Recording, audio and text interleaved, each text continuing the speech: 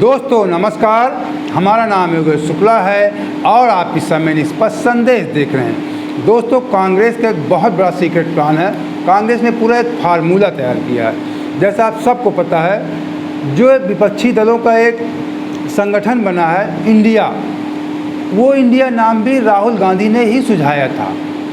तो कांग्रेस, ये मत समझिए कोई कांग्रेस बहुत हल्के में इस बार लोकसभा चुनाव लड़ रही है। मैं आपको बता दूं, कांग्रेस की तैयारियां वर्षों से चल रही, मतलब 1-2 साल पहले से कांग्रेस तैयारी चल रही हैं। उसका आप देख चुके हैं भारत जोड़ो यात्रा के माध्यम से।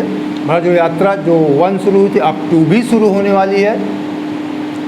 तो कांग्रेस ने एक बहुत बड़ा फार्मूला तैयार किया है कि किस तरीके मोदी जी को, जो मैंने लिखा कि मोदी जी को वापस यूपी से गुजरात भेजना है, तो किस तरीके वापस भेजे, वो तो एक लिखने का था, किस तरीके मोदी जी का जो यहाँ पे मोदी ने अपनी एक पकड़ बना रखी, उसको पकड़ को कम करना, ख़त्म करना है। एक बहुत बड़ी सुनियोजित ढंग से पूरी एक रणनीति बनाई गई है। तो पहले आपको थोड़ा मोटा माटी यूपी के राजनीति के बारे में बताते हैं, जो कुछ दूसरे राज्य के हमारे मित्र हैं। तो आपको बता दें कि यूपी में सपा बसपा भाजपा की प्रमुख विपक्षी पार्टियां हैं। यूपी में बसपा आप लोग देख रहे होंगे, इधर विधानसभा चुनाव से एकदम निष्क्रिय, आपको दिख रहा होगा कि एकदम निष्क्रिय बीएसपी है। और बीएसपी का कुछ वोटर, जो जाटा वोटर उसको छोड़ दीजिए, जो मेन वोटर है, जो अन्य तमाम दलित समुदाय वो बसपा के साथ जुड़े थे। तो दलित मैं आपको बता दूं, ये बहुत कम लोग आपको बताते होंगे। हम यूपी से जुड़े इसलिए आपको बता रहे हैं, कुछ ज़मीनी हकीकत आपको समझाने का प्रयास कर रहे हैं कि जो जाटो छोड़ के जो अन्य दलित वोटर है, वो सपा की तरफ जाता नहीं है। सपा को कम, वहाँ पे सपा की उनकी मानसिकता है कि यादवों की दबंगई होती है दलित वोटर के। तो कहीं ना कहीं जब देखते हैं कि बसपा कमज़ोर हो रही है, तो भाजपा की तरफ डाइवर्ट हो जाती है। यही हुआ था विधानसभा चुनाव में। मैं आपको बता दूं, मुस्लिम मतदाता ने पूरा रुख बना लिया था कि सपा की सरकार को बनाना है। सपा की सरकार की तरफ काफ़ी मात्रा में झुकाव भी लिया, उसके बावजूद भी अखिलेश मुख्यमंत्री नहीं बन पाए।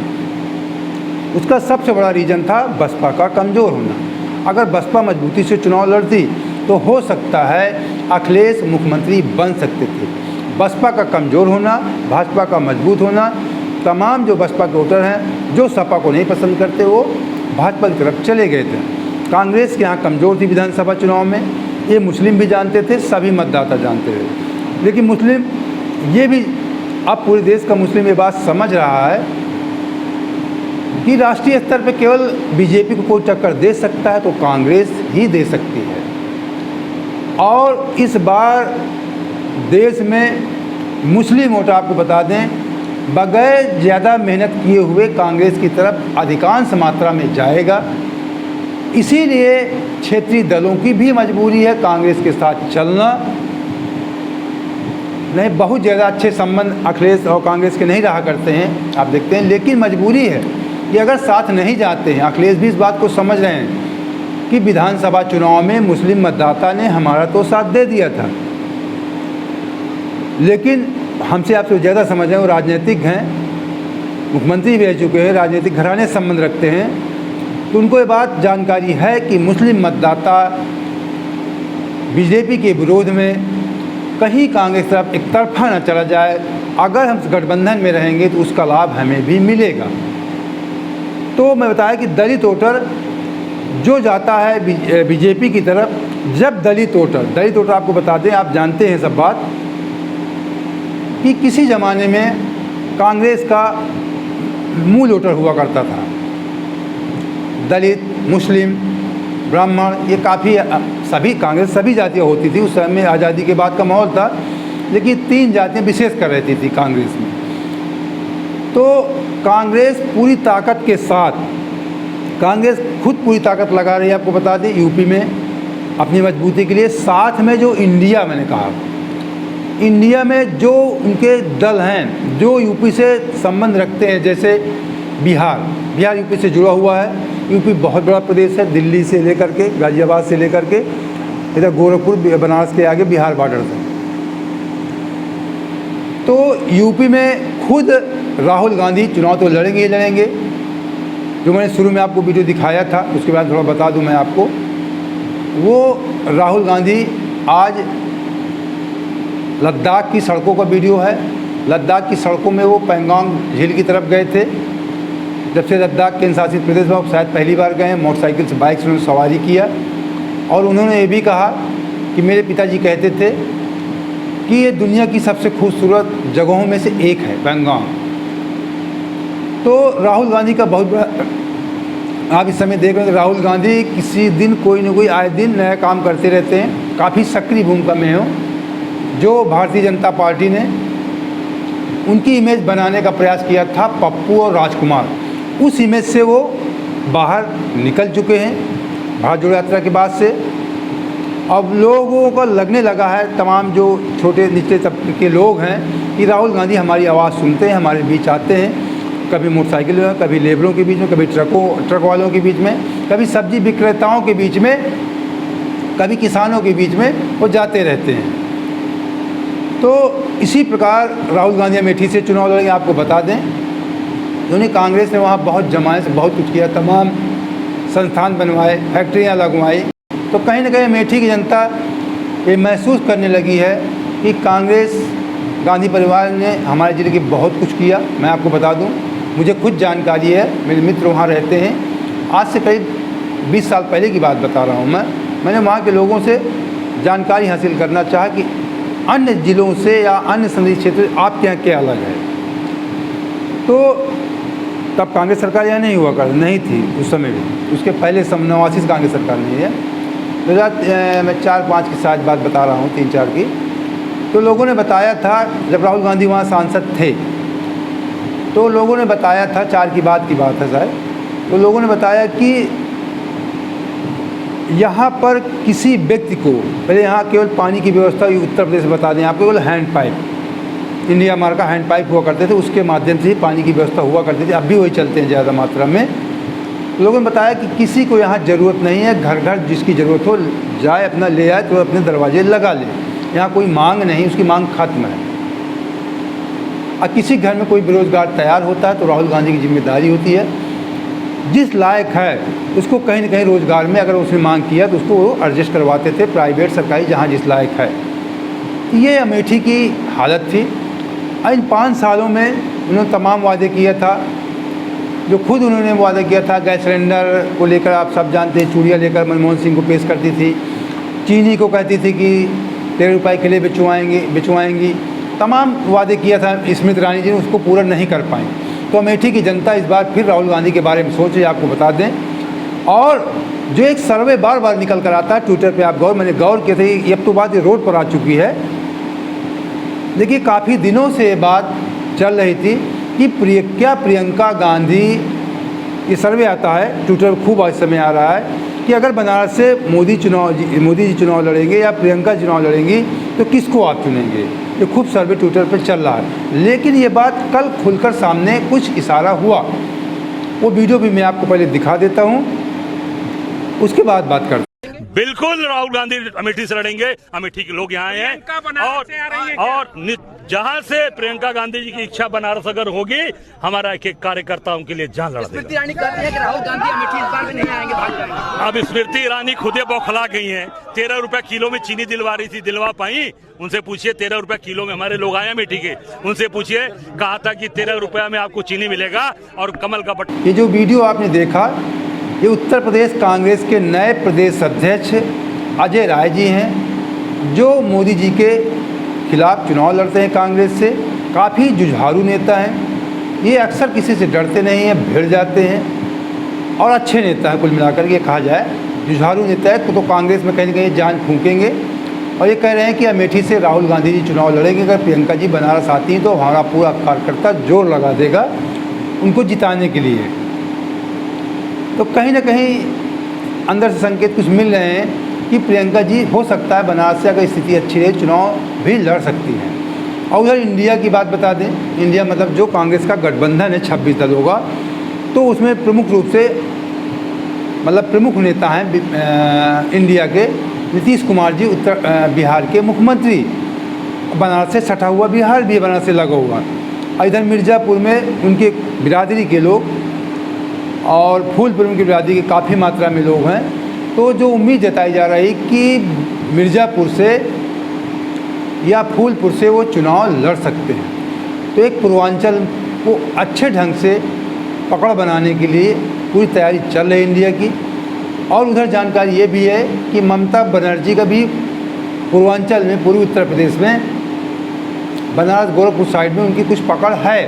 तो उधर ममता बनर्जी भी अपनी आजमाइश करेंगी और नीतीश कुमार तो चुनाव भी लड़ने की पूरी तैयारी है। दूसरी बात, जो कांग्रेस का बेस वोटर था, दलित वोटर, उसके लिए कांग्रेस ने बहुत बड़ा फार्मूला तैयार किया। आपको बता दें, जो कांग्रेस के अभी अध्यक्ष बनाए गए पिछले साल, मल्लिकार्जुन खड़गे जी, तो मल्लिकार्जुन खड़गे जी भी यूपी से चुनाव लड़ने की पूरी संभावना है, क्योंकि दलित समुदाय से ताल्लुक़ रखते हैं खड़गे जी, इसलिए खड़गे जी को भी यूपी में उतारे जाने की पूरी संभावना है। तो दलित वोटर, मुस्लिम voter, backward voter, Nitish ji के माध्यम से ओबीसी वोटर, सारे पूरी घेराबंदी मोदी जी की करने की तैयारी है। और ये आप जानते हैं कि दक्षिण में बीजेपी की स्थिति अच्छी बहुत नहीं है। जब विधानसभा चुनाव कर्नाटक के हो रहे थे, तब ये कहा जा रहा था कि दक्षिण का द्वार है कर्नाटक, अगर कर्नाटक बीजेपी जीतती है तो बीजेपी के लिए दक्षिण का द्वार खुल जाएगा, अगर कर्नाटक बीजेपी हारती है तो दक्षिण का द्वार बंद हो जाएगा। ऐसा पूरा अनुमान लगाया जा रहा था। अब वही हुआ। तो आप ये समझ सकते हैं बीजेपी के दक्षिण का द्वार बंद हो चुका है। ये उत्तर भारत की पट्टी है। इसमें विशेष करके उत्तर प्रदेश में कांग्रेस की बीजेपी की बहुत मजबूत स्थिति में रहती है।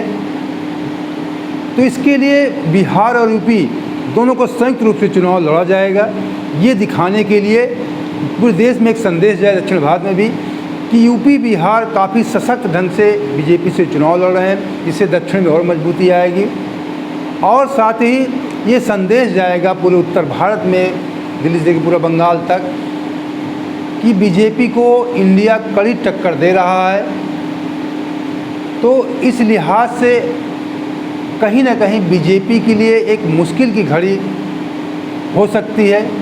जो उत्तर भारत में बीजेपी की स्थिति मजबूत है, योगी जी भी कहीं ना कहीं घबराहट में होंगे, इसलिए योगी जी अक्सर 80-20 की बात कर दिया करते हैं, बात को उसको घुमा देते हैं बाद में। आप ये सब जानते हैं कि योगी जी अपनी पहचान 80-20 के नाम से और बुलडोज़र के नाम से पूरे देश में बनाए हुए हैं। तो ये कहीं ना कहीं उनके लिए लाभ तो मिलता है। कहीं ना कहीं जो कुछ लोग इस कल्चर को नहीं पसंद करते हैं, 80-20 की मानसिकता को भी, या बुलडोज़र कल्चर को, मैं बता दूं बुलडोज़र कल्चर अच्छी बात नहीं है, इसलिए कि निर्णय कोर्ट करता है। किसी भी गुनाहगार का बगैर गुनाह साबित हो उसको सज़ा नहीं देनी चाहिए। तुरंत किसी का घर गिरा देना बुलडोज़र के माध्यम से, घर बनाने में पीढ़ियाँ बीत जाती हैं, तो बहुत अच्छी बात नहीं, बुलडोज़र का समर्थन नहीं किया जा सकता है। तो जिन लोगों को नहीं पसंद है वो लोग भी इंडिया की तरफ मुड़ सकते हैं। और ये कहा जाता है कि उत्तर प्रदेश से होकर दिल्ली का रास्ता जाता है, ये पहले भी कहा जाता था, आज भी सच है। यूपी में 80 सांसद की सीट है, सांसद की, तो उत्तर प्रदेश काफ़ी मायने रखता है। इसीलिए मैं आपको विशेष जानकारी और दे दूं कि भारत जोड़ो यात्रा जो 2 शुरू होने वाली है वो गुजरात से शुरू होगी। मोदी जी के प्रदेश से शुरुआत उसकी की जाएगी, और विशेष उसका फोकस उत्तर प्रदेश पर होगा, क्योंकि उत्तर प्रदेश में बीजेपी की पकड़ बहुत ज़्यादा है। और यहाँ जो विपक्षी दल हैं बहुत सशक्त ढंग से अब नहीं टक्कर दे पा रहे हैं, और वहाँ पर बंगाल और बिहार विपक्ष मजबूत है, वहाँ पे बीजेपी वहाँ पे कमज़ोर है। तो राहुल गांधी का विशेष फोकस उत्तर प्रदेश पर होगा। जो भारत जोड़ो यात्रा चलेगी, आप दूसरी भारत जोड़ो यात्रा चलेगी, भारत जोड़ो टूर, वो लगभग जो कार्यक्रम होगा मैं आपको बता दूं, उत्तर प्रदेश इतना बड़ा प्रदेश है, लगभग महीनों यहाँ पे पूरे भारत जोड़ो यात्रा की चर्चा बनी रहेगी। भले गोदी मीडिया ने दिखाया भारत जोड़ो यात्रा के बारे में, वन भी नहीं दिखाता था, फिर हेडलाइन में दिखाता था पहले भी, लेकिन जिस जिले में भारत जोड़ो यात्रा जाती वहाँ के लोकल समाचार पत्रों में या जो बड़े अखबार हैं उनमें भी कहीं ना कहीं जो ज़िले की खबर उसमें कहीं ना कहीं दिखाते हैं। अब प्लस सोशल मीडिया का ज़माना, हाथ में मोबाइल है, सोशल मीडिया में भारत जोड़ो यात्रा खूब छाई थी उस समय, इस बार भी छाई। इस बार तो और ज़्यादा लोकसभा चुनाव नज़दीक है तो बहुत ज़्यादा जोश होगा भारत जोड़ो यात्रा का, इस आप समझ सकते हैं इस बात को। तो महीनों लगेगा उत्तर प्रदेश में भारत जोड़ो यात्रा, उत्तर प्रदेश को पार करने में। और विशेष फोकस कांग्रेस का यूपी ही होगा, क्योंकि यहाँ विपक्ष उतनी सशक्त ढंग से, जो बीजेपी जो क्षेत्रीय दल हैं उतने सशक्त ढंग से नहीं अपनी भूमिका निभा पा रहे हैं। तो कांग्रेस अपनी भूमिका यहाँ निभाएगी अच्छे ढंग से, और बिहार बंगाल में विपक्ष अपनी निभा रहा है। तो ये कांग्रेस पूरा जोर लगा रही कि कहीं ना कहीं मोदी जी को उत्तर प्रदेश में कमज़ोर करना है। और कांग्रेस अगर उत्तर प्रदेश में अपनी थोड़ी भी, मैं आपको बता दूं, कांग्रेस अगर उत्तर प्रदेश में अपनी थोड़ी भी स्थिति मजबूत कर ले गई, जैसे सन 2009 में था कि सपा बसपा सब पीछे थे, शायद 22 सीट कांग्रेस की थी, 21 सपा की थी, 20 बसपा की थी, कांग्रेस सबसे ऊपर थी। लोकसभा चुनाव के परिणाम दूसरे, विधानसभा में आप मत जाइए। जो जानकारियाँ मिल रही हैं कि मुस्लिम मतदाता बगैर माने, बगैर किसी मेहनत के कांग्रेस की तरफ ज़्यादा मात्रा में जाएगा, और तमाम मतदाता जो बीजेपी को नहीं पसंद करते और जानते हैं क्षेत्रीय दल टक्कर नहीं दे सकते, केवल कांग्रेस राष्ट्रीय दल टक्कर दे सकती है। मुस्लिम के अलावा भी जो तमाम अन्य तमाम छोटी जातियाँ या तमाम बड़ी छोटी बड़ी जाति से मतलब नहीं है, मतदाताओं से तात्पर्य है। जो बीजेपी को नहीं पसंद करते लोग और जानते हैं क्षेत्रीय दल कुछ नहीं कर सकते, वो कांग्रेस तरफ जाएंगे। तो कांग्रेस से मिलकर क्षेत्रीय दल चुनाव लड़ेंगे तो क्षेत्रीय दलों का भी अस्तित्व बचा रहेगा और बीजेपी कमज़ोर होगी। तो दोस्तों, उम्मीद करते हैं कि आपको हमारा वीडियो, ये जानकारी आपको पसंद आई होगी।